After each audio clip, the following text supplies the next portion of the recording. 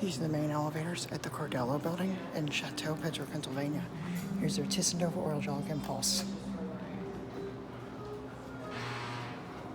That was a weird sound, buzz. Up to 5. Interior go up.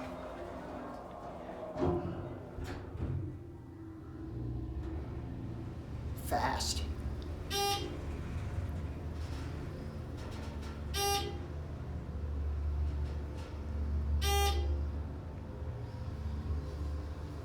You're 5.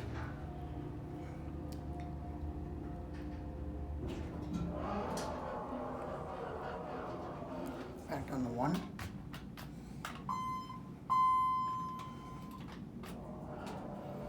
No foam. Certificate installed in 2001, so Thyssen Dover. And it says Dover, stickers falling off. Basic cab. Looks more like a 90s elevator, but it's from 2001, early 2000s.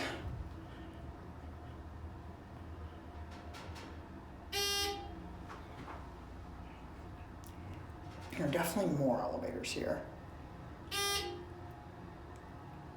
And back 1.